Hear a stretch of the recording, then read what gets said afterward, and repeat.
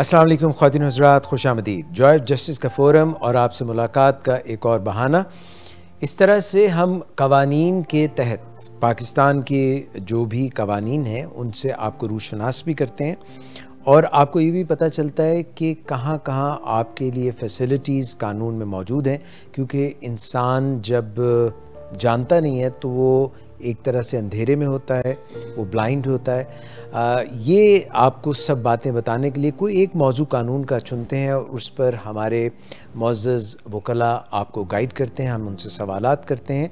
Joy of justice के forum से आज हमारे एडवोकेट्स मौजूद हैं। सबसे पहले राना बलीगुर रहमान साहब, सीनियर एडवोकेट हाई कोर्ट, हमारे साथ तशरीफ़ रखते हैं। उनके साथ मिस निदा असलम साहिबा हैं और साथ सलमान परवेज़ साहब, एडवोकेट्स दोनों मौजूद हैं।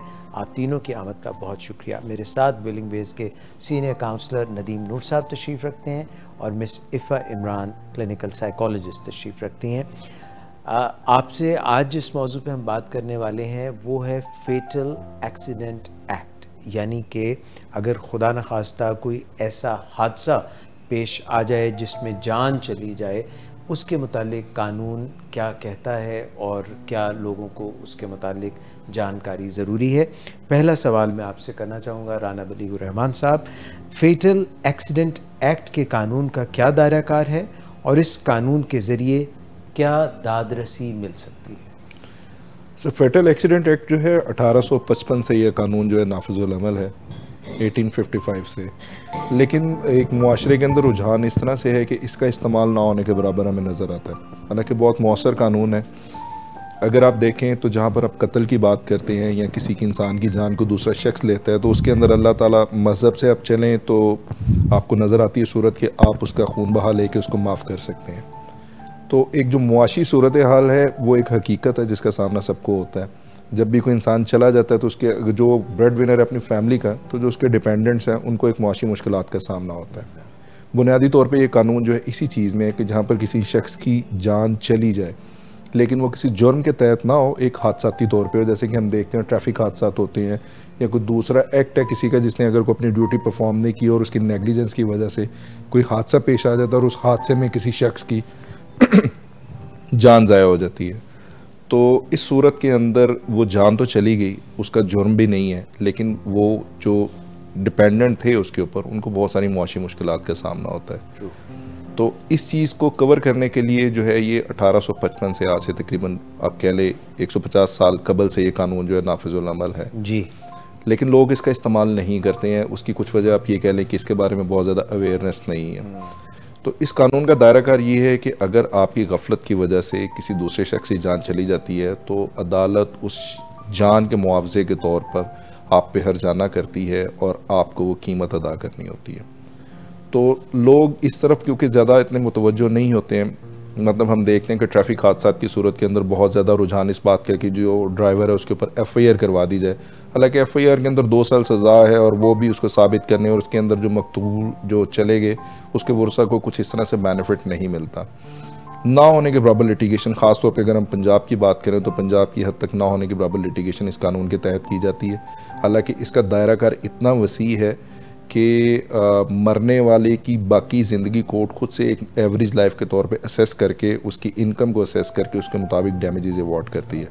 और ना सिर्फ ये बल्कि जो उसके साथ जो कंट्रीब्यूटरी नेग्लिजेंस टाइप यानी कि जो बाकी लोग हैं उनके ऊपर भी इसका इत्तलाक होता है। तो बहुत मौसर कानून है। सिंध में किसी हद तक इसका इस्तेमाल है, पंजाब में इसका इस्तेमाल ना होने के बराबर जो कि होना चाहिए। क्या वजह? अवेयरनेस नहीं है ना।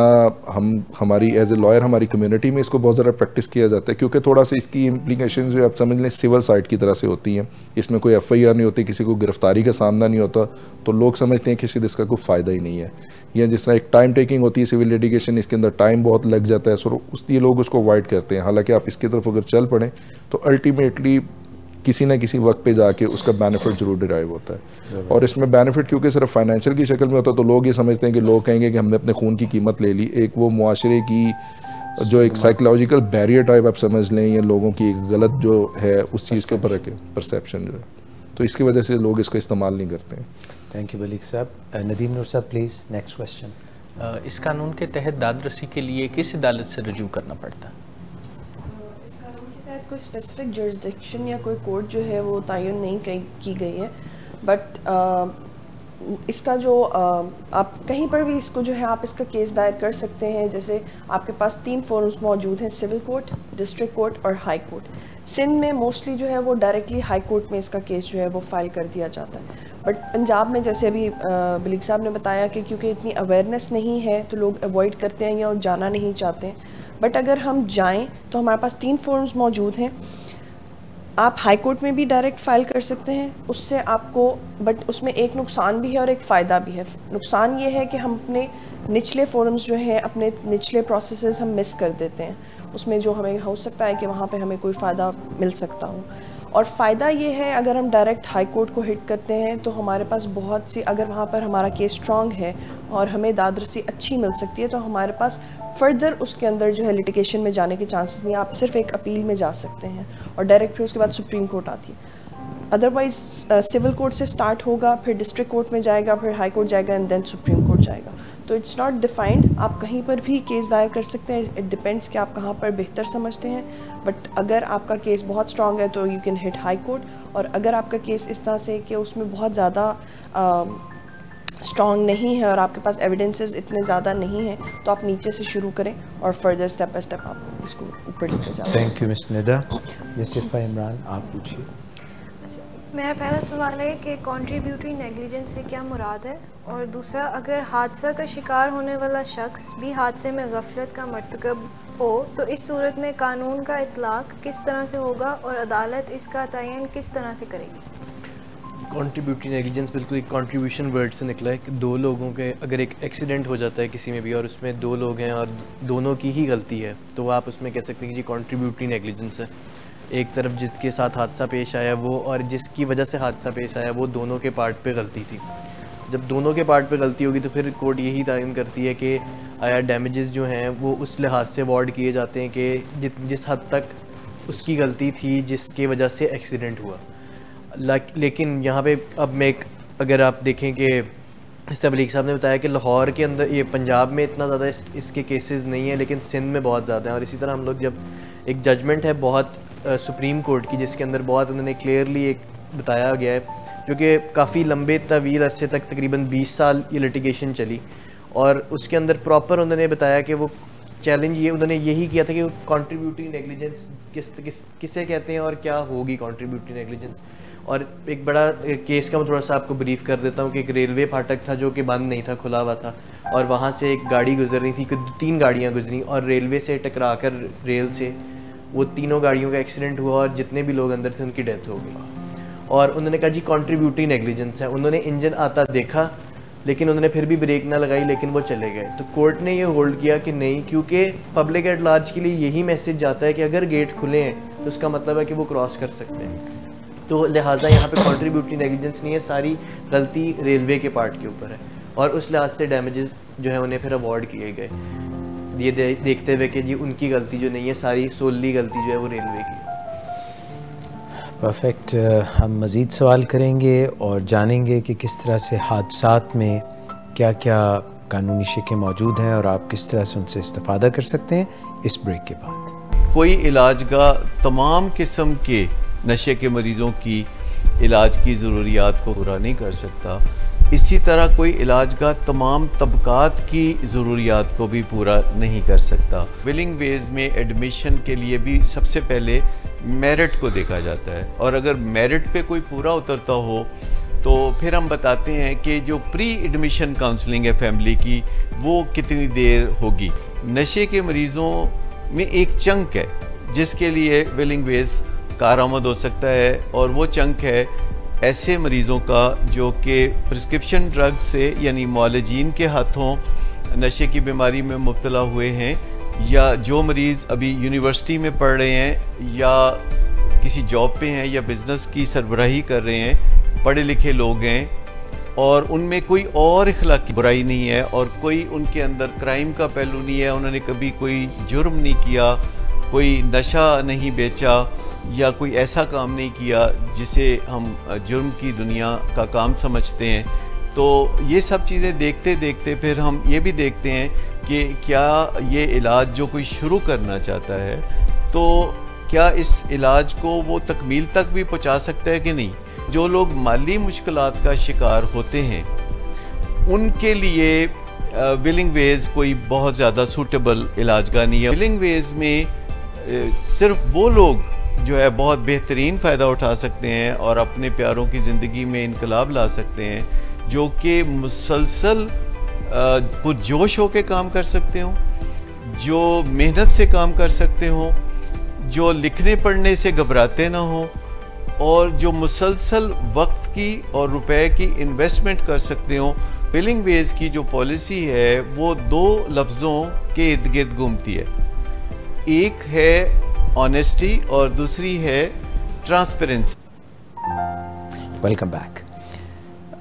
आपसे सवाल करना चाहूँगा राना वली रहमान साहब कि कोई शख्स है वो अपना फ़र्ज़, कोई उसकी ड्यूटी है, उसकी अदायगी में वो निकला है और कोई हादसा पेश आ जाता है, तो इसका हादसे का ओनस क्या उस शख्स के ऊपर होगा फ़कत, या जिस इदारे, अगर वो किसी इदारे से वाबस्ता है तो क्या उस इदारे पर भी उसकी कोई छाप पड़ेगी, कोई उसका भी खुमियाजा उसको भी भुगतना पड़ेगा?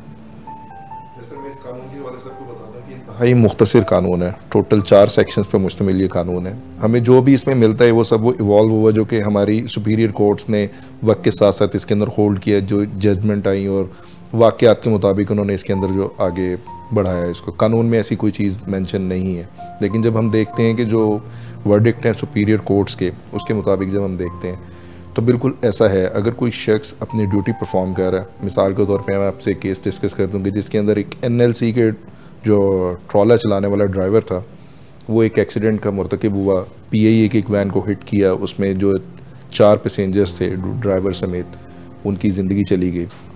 अब उनका स्टांस ये था कि जी ये KDA की गलती की वजह से हुआ कि KDA ने जो डाइवर्जन रोड की लगाई हुई थी वो डाइवर्जन उन्होंने 2 वे को आगे जाके 1 वे कर दिया था और उसकी वजह से हमारे इल्म में नहीं था। जिन्होंने सू किया उन्होंने KDA, NLC और ड्राइवर तीनों को सू किया और कोर्ट ने होल्ड किया कि इसमें सबके सब रिस्पॉन्सिबल हैं। कोर्ट ने उनकी सबकी रिस्पॉन्सिबिलिटी का तयन किया और सबको डैमेजेस अवार्ड किए। मतलब जो एम्प्लॉयर है वो अपने एम्प्लॉई के एक्ट का, जो कि अपनी ड्यूटी परफॉर्म करते वो नेग्लिजेंस करता है, उससे वो बरियुज़िम्मा नहीं हो सकता। वो उसके मुताबिक वो अपने एम्प्लॉई के बिहाफ पे भी और अपनी ज़ाती बिहाफ के ऊपर भी, एज ए ऑर्गेनाइजेशन के बिहाफ पे भी वो ज़िम्मेदार होगा। बिल्कुल लाइक जिस तरह साथ अभी आपसे रेलवे का केस डिस्कस कर रहे थे, तो रेलवे में भी जो डैमेजेस अवार्ड किए गए वो रेलवे के ऊपर जो है मार्क किए गए और रेलवे ने वो डैमेजेस पे किए अपने फाटक वाले की गलती से। सेम लाइक ऐसे एक नेशनल हाईवे के ऊपर किया गया कि नेशनल हाईवे के ब्रिज के ऊपर जो है उन्होंने ब्लॉकिंग नहीं लगाई थी, ब्रिज टूटा हुआ था, गाड़ी गिर गई, तो सुप्रीम कोर्ट ने सो मोटो एक्शन लिया और सो मोटो एक्शन के ऊपर जो है उन्होंने होल्ड किया। ना सिर्फ उन्होंने डेथ जो डिसीज थे उनके जो है अवार्ड किए, बल्कि जो उसके अंदर इंजर्ड थे उनको भी इस कानून के तहत उन्होंने पेनल्टी दिलवाई और डैमेजेस जो उनको अवार्ड किए। तो जो इदारा है, अगर इदारे के एम्प्लॉयज़ अपनी ड्यूटी परफॉर्म सही नहीं करते तो इदारा ये कह के अपनी जान नहीं छुड़ा सकता कि ये किसी ह्यूमन बीइंग की गलती है, वो एज ए इदारा भी सू होगा, वो डैमेजेस जो है पे करेगा। बहुत अच्छे तरीके से आपने एक्सप्लेन किया, थैंक यू। अगर पेश आने वाला हादसा एक से ज़ायद लोगों की गफलत से पेश आए तो क्या डैमेजेस का इतलाक सब पर होगा? जी बिल्कुल, देखिए ये कॉम्पोजिट में आ जाता है ना कि एक से ज़ायद अगर उसके अंदर लोग इन्वॉल्व हैं या कोई कंपनीज इन्वॉल्व हैं तो वो हर एक के ऊपर इतलाक होगा। डिपेंड ये करता है कि किसका कितना पार्ट था, किसकी कितनी नेग्लिजेंस थी, और ये कोर्ट डिसाइड करेगी। जब आप कोर्ट में केस लेकर जाएंगे तो वो काम कोर्ट का है डिसाइड करना कि किसकी कितनी नेग्लिजेंस थी, उसको उसके पार्ट का जो है वो डैमेजेस जो है वो उस पर सू किए जाएंगे और वो उसको पे करने पड़ेंगे। तो इट डिपेंड्स। ऐसा नहीं होता कि एक ही की नेग्लिजेंस हो। ऑब्वियसली या तो सिंगल नेग्लिजेंस आप तब देखेंगे कि अगर अगले ने आपको इंडिकेशन दी हुई है और आप फिर भी उसको तोड़ के आगे निकल रहे हैं, फाटक बंद है या बंद हो रहा है और आप बीच में से गाड़ी निकाल रहे हैं, या जैसे नेशनल हाईवे की बात की तो उसका लिखा हुआ है कि ब्रिज अंडर कंस्ट्रक्शन है और फिर भी हम गाड़ी चढ़ा रहे हैं, तो फिर सिंगल पार्ट पे आएगी। लेकिन अगर वहाँ पे कोई इंडिकेशन ही नहीं थी तो ऑब्वियसली दोनों की गलती आ जाती है, कॉम्पोजिट पे चली जाती है। तो वो फिर कोर्ट का काम है कि उसको देखे और डिसाइड करे कि किसकी कितनी गलती है, उसको उतने डैमेजेस जो हैं वो पे करें। इसीलिए जब वो मॉप करते हैं ना फर्श पे, तो ज़रूरी है कि लिखें कि हाँ, वो कुछ स्लिप हो जाए तो लेने के देने पड़े। उसकी रीज़न ये है कि हमारे मुल्क में तो ये टॉर्ट के लॉज जो है इतने स्ट्रॉन्ग नहीं है। ये जो वेट वाला है इसके अंदर बाकायदा सू किया गया और उसने कहा वेस्ट के अंदर कि जी मैं गिर गया था और मेरी कोहनी पे चोट आई है, और मैकडोनल्ड्स और बड़ी बड़ी चेन को इसके ऊपर अच्छे खासे फाइन्स का सामना करना पड़ा। इसीलिए किसी की राह में जो कांटे बिछाते हैं तो कई दफ़ा अपने भी कांटा चुभ जाता है। बस चलें, छोड़ें, आप पूछिए। डैमेजेस का तयन करते वक्त अदालत किस चीज़ को मद्देनज़र रखती है? जिस तरह इसने भी बताया कि अगर एक सिंगल पार्ट पे गलती हो या दो बंदों की आपस में कॉन्ट्रीब्यूटरी नेग्लिजेंस वगैरह है, तो उसके अंदर वो उनको डैमेजेस अवार्ड किए जाते हैं, दोनों पार्टीज़ को कर सकते हैं, सिंगल पार्टी को भी। लेकिन जो सबसे डिटर्मिनिंग फैक्टर कोर्ट ने जो बीच में रखा है वो ये रखा है कि जिसके साथ हादसा पेश आया उसकी डेथ होती है, लेट्स सपोज ही इज़ 27 या ही इज़ 30 ईयर्स ओल्ड, इस एज फ्रेम में या यंग है बिल्कुल, और वो he is the only bread earner of his family, अपनी घर का सिर्फ जितना भी सारा चलाने का उनको, और बच्चे हैं, शादी हुई है, जो भी उनका सारा खर्चा है वो खुद उठाते रहे। तो उन्होंने देखना होता है इसको कि क्या अगर उन्होंने ही सारा खर्चा उठाया है तो वो कोर्ट ये चीज़ बहुत ज़्यादा फैक्टर डिटरमिन रखती है कि देखा जाए कि उसकी मंथली इनकम क्या थी, आया उसका प्रोफेशन क्या था। अब आप कहें कि एक बंदा जो है वो 1 लाख रुपए सैलरी अर्न करे, इज़ ए प्रोफेसर, लेकिन दूसरी तरफ आप कहें कि जी एक लेबरर है जो कि स्किल्ड लेबरर है, वो 20 से 25 हज़ार, तो आप दोनों का फ़र्क कंपैरिजन करेंगे। ये नहीं करेंगे कि प्रोफेसर की डेथ हुई है किसी वजह से, कि एक्सीडेंट हादसे के अंदर, तो आप कहें जी लेबर्स वाला जो जितनी वो उसको एक बनती है सैलरी 25,000 में, वो ही लगा कर आप कर देंगे आगे उसको सारी उम्र के लिए उनकी फैमिली को। वो आप ये देखेंगे कि वो कितना अर्न कर रहे थे, उनका ख़र्चा कितना था माहाना, और उस लिहाज से वो फिर जब तक 70 ईयर्स एक एज लिमिट रखी गई है कि इंसान 70 पाकिस्तान में कि 70 तक ही नॉर्मली लिव्स कि वो ज़िंदा रहेगा, तो 70 तक जितना होगा उसको, और साथ इन्फ्लेशन को भी मद्देनज़र रखा जाएगा कि अगर पैसे की वैल्यू इन्फ्लेशन है नहीं है, नीचे ऊपर हो रही है, तो उस सारे फैक्टर्स को डिटरमिन करते हुए, जिस तरह मैं अभी केस का जिक्र कर रहा था कि रेलवे वाला हुआ, वो केस डिसाइड होने में 20 साल लग गए। तो उन्होंने कहा इस 20 साल के अंदर वो जो जिनकी साथ हादसा पेश आया उनके बच्चे 2-3 साल के थे और वो जवान हो गए। तो उन्होंने कहा ये सारे फैक्टर्स डिटरमिन किए जाएंगे कि उसके लिहाज से कितनी इन्फ्लेशन हुई, और उसके इन्फ्लेशन को देखते हुए उनको डैमेजेस अवार्ड किए गए। ये दिस इज एग्जिस्टिंग, ये ऐसा करते हैं ऑलरेडी। ये पाकिस्तान के ही केसेस हैं जो कि हम आपको रेफर कर रहे हैं, जो पाकिस्तान के जो दिए गए, लेकिन क्योंकि हमें इस मुल्क के इस हिस्से में ये नज़र नहीं आता, कराची में या सिंध में इसकी बहुत ज़्यादा लिटिगेशन है, वो लोग सू करते हैं और उनको रिवॉर्ड जो मिलते हैं फिर डैमेजेस। और जो वेले लोग हैं उनको काम करना शुरू कर देना चाहिए, कहीं पता चले खुदा न खास्ता अदालत तक बात पहुँचे, दुनिया से वो चले जाएं तो कहना तो वेला से कुछ करता तो है नहीं सी। सर ओदली भी उन्होंने मुकर्रर किया क्या कि जो एक राजुल वक्त हमारी एक वेज रेट होता है कि जी कम अज़ कम जो इतनी उजरत होगी अनस्किल्ड पर्सन की भी, तो फिर वो उस रेट के ऊपर उसको कैलकुलेट करते हैं कि एक उन्होंने कह दिया कि जी 13,000 रुपया कम अज़ कम जो है आपने वेज किसी भी अपने एम्प्लॉय को पे करनी है, तो वो 13,000 रुपये के हिसाब से फिर उसकी कर लेंगे कि जितने 70 में बाकी रहते थे ये 13,000 के हिसाब से कमा ही लेता। ख्वातीन हज़रात, वक्त हो रहा है एक ब्रेक का, पलट के आते हैं। मेरे पास जो पेशेंट आती हैं ख़ासतौर पर ख़वातीन, उसमें अक्सरियत के हाथ सुन हो रहे होते हैं और पैर सुन हो रहे होते हैं। हाथ सुन होना, पैर सुन होना, इनिशियली जब थोड़ा सा मैं जब ना तजर्बाकार था तो इसमें मैं उसको बड़े फिज़िकली चीज़ों को उसको मैं देखता था कि वाकई ये क्या हो रहा है, न्यूरोपैथी हो रही है, क्या हो रहा है। लेकिन जब मैं इसको डिटेल में देखा और उसको यूँ उसमें थोड़ा एक्सपीरियंस ज़्यादा होता गया तो ये पता लगा कि ये एंग्जाइटी की किस्म होती है। ओके, ठीक है। बहुत सारी ख़वातीन जो आपको, मैं तो आंखें बंद करके बता देता हूँ कि आपको एंग्जाइटी है, और हाथ पाँव सुन होने, हाथ पाँव जलने, और ये पट्टे खिंचे हुए हैं, गर्दन के पट्टे खिंचे, और सर में यहाँ सुन हो रहा है। ये एंग्जाइटी, स्ट्रेस, डिप्रेशन, और ये इसके पीछे जो एक ब्रॉड टर्म में के साइकोलॉजिकल रीजंस होती हैं, नफ्सियाती वजूहात होती हैं, क्योंकि पेशेंट उसको एक्सप्रेस नहीं कर रहा होता। ये तो आपको नहीं आके कहेगा डॉक्टर साहब मुझे बहुत टेंशन है, ये एंग्जाइटी है, तो फिजिकली फॉर्म के अंदर वो चीज़ें एक्सप्रेस होती हैं। जो फिजिकली फॉर्म में होती हैं हर बंदे की सिम्टम्स मुख्तलिफ, लेकिन ये जो सिम्टम है बहुत कॉमन है, हाथ पाँव सुन होना, आंखें बंद करके कह दें कि ये एंग्जाइटी है। लेकिन जेन्युइनली जो डायबिटिक पेशेंट है, अगर उसका शुगर लेवल कंट्रोल नहीं है तो उसके अंदर न्यूरोपैथी बड़ी कॉमन चीज़ है। न्यूरोपैथी के मुख्तलिफ तरीके से प्रेजेंट कर सकते हैं। न्यूरोपैथी में सादा लफ्ज़ में बता दूं, यानी जो नर्व्स जो हमारी हैं वो शुगर ख़राब रहने से वो डैमेज होना शुरू हो जाती हैं, जिसकी मुख्तलिफ सुन होना, और शदीद दर्द होना, और बाज़ औक़ात जिसको में एक और बड़ी इंटरेस्टिंग चीज़ है कि आप पाँव पे अगर कोई चादर भी रखे या हाथ भी लगाए तो उसको पेन होती है। इसको मेलोडेनिया कहते हैं, यानी नॉन पेनफुल स्टिमुलस से पेन का फील होना। यानी अगर किसी के जो कॉटन की चादर भी पाँव पे रख दी या किसी ने हाथ भी लगा दी, ये पेन तो नहीं करता नॉर्मल। अगर ये पेन उसको फील हो रही है, तकलीफ हो रही है, तो ये अल्टर्ड सेंसेशन है, इसका मतलब वो न्यूरोपैथी का शिकार है। और इसकी जो एक्सट्रीम फॉर्म है जिसके अंदर हम ये कहते हैं कि ये इसके पाँव बिल्कुल बेहिस हो गए हैं, सुन हो गए हैं, यानी इस तरह सुन हो गए हैं कि अगर उस पर हम कोई पत्थर, कंकर, कील लग भी जाए उनको नहीं पता चलता। तो ये वो हाई रिस्क फुट बन जाता है। तो नमनेस होना एक है कि पाँव के अंदर हो रही है, इसका मतलब हमें अपने शुगर कंट्रोल को देखना पड़ेगा, रिव्यू करना पड़ेगा। Welcome back. आज हम बात कर रहे हैं फेटल एक्सीडेंट एक्ट। पाकिस्तान में जो कानून में राइज है, कोई ऐसा हादसा हो जाता है जिसमें जान चली जाती है, उसमें क्या क्या कानून की शिकें हैं, कैसे उससे आप फ़ायदा ले सकते हैं।